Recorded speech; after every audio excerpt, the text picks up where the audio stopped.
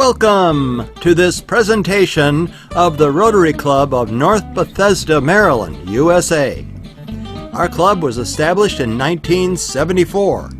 We meet every Friday morning at 7:45 a.m., and we often invite guest speakers to give presentations on all kinds of interesting subjects. Please contact us through our website at nbrotary.org. And thanks for watching. Yes. I'm very happy to introduce to you this morning Dr. Walter Weiss, who will discuss the global warming crisis and the leading role Montgomery County is playing in reducing greenhouse gas emissions, with special attention to important contributions that community groups here are playing, groups like us. Walter is a member of the River Road Unitarian Universalist congregation, where he is co-chair of the Environmental Task Force and organizes the Vegetable Garden. In 2017, he helped to found the Montgomery County Faith Alliance for Climate Solutions to bring together congregations committed to work against climate change. He lives in Bethesda, is a retired doctor and a medical researcher. So Walter, come on up here and share your...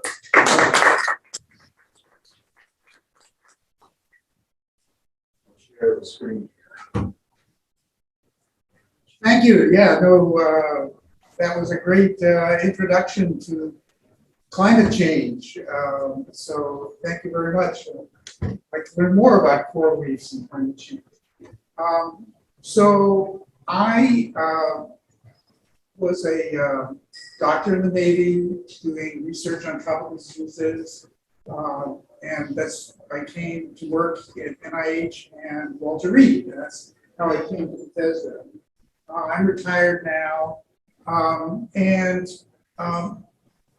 When I finished my scientific work, when I finished my scientific work, I was doing what retired people do, and getting involved in my church choir and working with their environmental committee. And then so can I put them forward, or do you have to move? Just tell me like next slide. Okay, next slide. Okay. Then we got involved in 2017 and with this organization, which is the Montgomery County Faith Alliance for Climate Solutions. It's a long name. But I wanted to talk to you about this organization today. We stole our name from the Faith Alliance for Climate Solutions in Fairfax County, Virginia, which started about 5 years ahead of us. So that's how we're the MC things. So next slide. So how did I get into climate change? And this is my younger son, Kate. He is the reason that I got involved in this. Because he went to college, he was very involved, young people are very involved in climate change and global warming, and he was educating me about this. And he said, Dad, this is your problem. You caused this, you gotta fix it. You have the money, you have the power, young people don't, it's on you. And he's right. So here is the annual CO2 emissions, and there's where I was born, 1950. You can see, as soon as I was born, things just were terrible, okay? So this is a recent phenomenon, and growing up as a post-war baby boomer, U.S. economy, U.S. is the biggest contributor to global greenhouse gases. Soon we may be surpassed by China and India, but we're still way up there.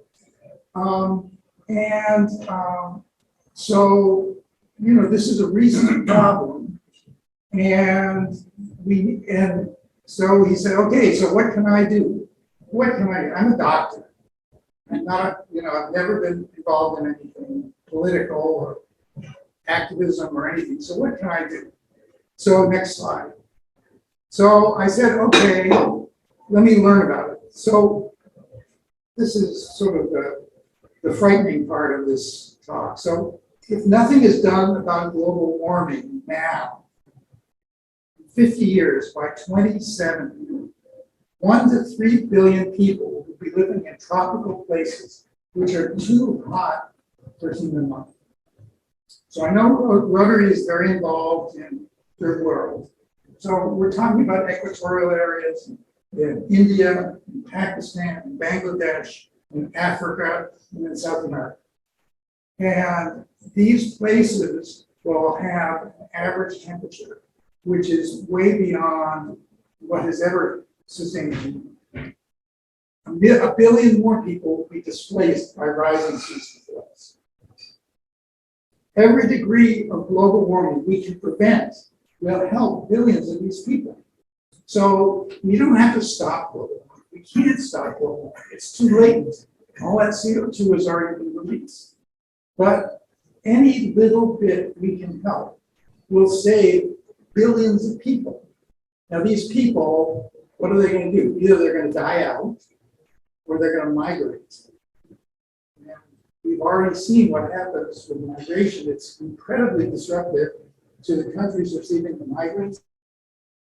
It's going to be chaos in this world. So anything we can do to even reduce half a degree of global warming is definitely worth it. So I was getting together a talk with my church, River Road, on September 11th, which is a Sunday. So I was preparing that talk, and I was saying, for me, September 11th will always be the Twin Towers. And so it's kind of strange to be giving a climate talk on September 11th. But then I began thinking about it. So on September 11th, there were 4 planes hijacked, 1 crashed, 2 hit the Twin Towers, 1 hit the Pentagon, 3,000 people died. So what happens if I told you today that in 2070, there will be another set of planes, 4 planes taking off to hit large buildings? And if I tell you, you could do something today to prevent one of those planes from taking off. So you wouldn't prevent the attack, but instead of 3,000 people dying, 2,000 people dying. You'd save 1,000 people in 20 What would you be willing to do today to do that? Now, it's hard to get your mind around numbers. 1 billion is 1,000 times a million. So if we're talking about saving 1 billion people, that is like stopping 1 million planes from hitting buildings in the repeat of 9/11. It's unbelievable. So we tend not to conceptualize these numbers. So really what my plea is today is that we have to do as much as we can right now, because the effects will be measurable in 50 or 100 years. Okay, let's go on to the next slide. So why work in Montgomery County? So we want to do something now. Montgomery County is a model for climate action in Maryland and the US. People look at us and they say, well, we can do it here. There are a couple other places that are just as good as us, but we're right up there. And also the US is the biggest CO2 and methane producer in the world. So what we can do here really has an impact. Personally, for me, I had no experience in policy, legislation, anything. So, next slide. So I had no idea about going to talk to Congress or going to Annapolis. I said, what is the smallest political unit I can talk to? And that is my Montgomery County Council government. So I got involved. And as part of Unitarian Universalist congregation, I began tagging along to meetings on climate events in Montgomery County at the council meeting. Next slide. And in 2017, this was people on the Montgomery County Council. I circled Sidney Katz in red. He's the only one who's still going to be on the council after the next election. Okay, going on. So lessons I learned. I went with the Sierra Club, tagged along, saw what they were doing. The Montgomery County Council is easy to work with, and they're sympathetic toward convictions. The council members like to talk to faith communities. We look like voters today, and that's what they want. They want to talk to voters. And Montgomery County is really important. We are bigger than 8 states. We have over 1 million people living in the county. And we can do a lot, particularly in terms of transportation and buildings. There are a lot of remedies that county can do. Next slide. So we started a group, and we got a t-shirt. So you can't have a group without a t-shirt. I don't know whether you have a t-shirt, but I highly recommend it. So this is our t-shirts, which proves that we are a group. Next slide. And here's our mission statement. That's the other thing we need to do. So we bring together people of faith to advocate for climate solutions. We work primarily in Montgomery County. We sound a moral call for the climate, and this is important. We feel that as people of faith, it is on us to really state we have to do the right thing. There are many reasons to fight climate change. We may be concerned about biodiversity, as we just heard.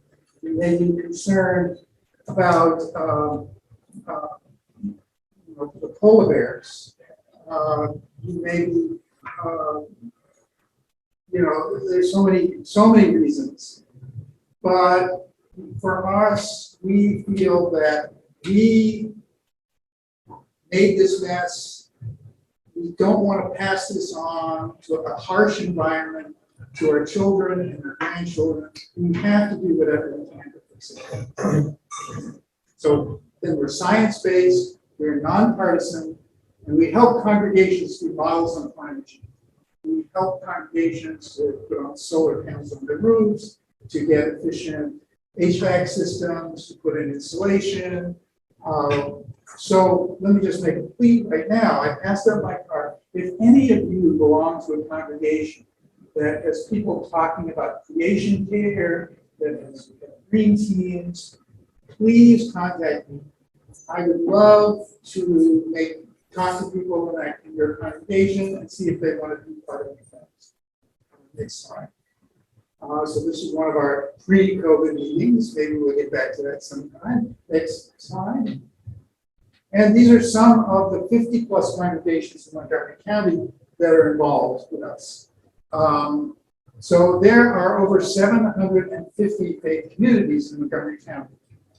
So we are only 50, we have only scratched the surface. There are ways, a long way to go. So on we go. Next slide. Okay, so here is a schema of what carbon emissions from Montgomery County, where they come from. So on the upper right, commercial buildings make up 25% of our carbon emissions. Homes make up another 25%. Transportation of all kinds, mostly cars, make up the last 25. And miscellaneous is everything else, things like the incinerator and hundreds of things fall into that. Lawnmowers. I don't know whether that counts as homes. I'll have to look at it. Anyway, but the county puts out very good statistics on this. So there are things that we can do to address buildings and home and transportation, and a little bit on the miscellaneous too. So let's go on to the next slide. The major plan for reducing carbon emissions to zero has 3 elements. We have to stop using fossil fuels to make electricity. This is something which is being done pretty much at the state level. And so Maryland is moving to reduce the amount of fossil fuels in supplying electricity to our grid. And so that is kind of a little bit beyond what we can do in the. Number two is that we should electrify everything. So we have to get rid of our homes being using gas heating. We have to get rid of cars that burn gasoline. We have to use that clean electricity to power these things. Now, cars are pretty much moving down on a national level. Many of the car makers say that they're only going to be making electric cars in the next few decades. So, to a large degree, I feel we don't have much we can do on that. However, homes and buildings are very much within the purview of what county government does in terms of building codes and safety codes. So we'll get into that. The last thing is we want to be energy efficient. Using electricity to heat and do everything else we need, it can be very costly. So we need to be much more energy efficient in everything we do. Okay, go ahead. So here are an example of some of the important bills that the FACTS and other groups have been involved in the last few years. So in 2017, Montgomery County passed a greenhouse gas reduction. They passed this, it was a resolution. They wanted to reduce greenhouse gases 80% by 2027 and 100% by 2035. This is sort of aspirational, and I kind of poo-pooed it at the time because I said, anyone can pass a resolution, it's not binding. But actually, this has motivated county government tremendously, and I'm really impressed with it. So, in 2022, just earlier this year, the county passed the Building Energy Performance Standards Act. What this does is it requires all existing commercial buildings over a certain size to, first of all, report all their energy use every year to the county, and B, to come up with a plan to reduce that amount of energy over the next decade. So this is very revolutionary. These are private buildings. These are not just public buildings. So this means that this building we're in, Marriott, is going to have to come up with a plan to reduce its greenhouse gas emissions by probably at least a third over the next 10 years. What does that mean? It means when they replace their furnace, they have to go for a highly efficient furnace, or maybe go for an electric furnace. This is really revolutionary in terms of the way that things have traditionally been done. So that is passed, that is law, and it's being implemented. Third thing there, the Green Bank funding bill. So I don't know how many of you know about the Montgomery County Green Bank. This was a group founded during the Exelon takeover of the energy grid here. And initially, Exelon gave $20 million to, and they founded the Green Bank. This Green Bank doesn't give loans, but it helps facilitate financing for green activities in the county. And this year, the county agreed to add an extra $20 million a year to that fund. So this is going to be the fund which will help these commercial buildings build the last two things, we have new construction without fossil fuels. So this is right now in hearings in Montgomery County. They are going to, the bill will prohibit all new commercial and single family homes from using gas or oil at all. No more gas stoves, no more gas furnaces. As of when? It hasn't passed. It would probably be phased in over 2 years. So this is being discussed right now as the building industry, the realtors, the gas companies are very strongly against this, as you can imagine. So it's not a sure thing. You want to get involved, we are actively lobbying. There are going to be 2 hearings scheduled in October on this. And the last thing is the Thrive 2050 30-year master plan. So Montgomery County has master plans which guide zoning plans. And every 30 years they redo it. This one is up, and the plan here wants to focus most growth in Montgomery County around metro centers. The goal basically is to make Montgomery County a series of urban centers around public transport so that people don't have to use their cars at all. They should be able to walk 15 minutes to the grocery store, do all their errands to the metro, and then get rid of their cars. So, and that again, hearings this fall. So, very active. Okay, let's go on to this. Okay, getting near the end. This is my father, Herb Weiss. He turns 104 on October 2nd. He is still with it. He reads the paper every day and wants to talk about it. Of course, he takes naps in the afternoon, but hey, he's great. So 104. Now, it is not so unusual for people to live to be 100 anymore. There are more and more people living. Next one. So what does that mean? Babies born today will be alive in 2122.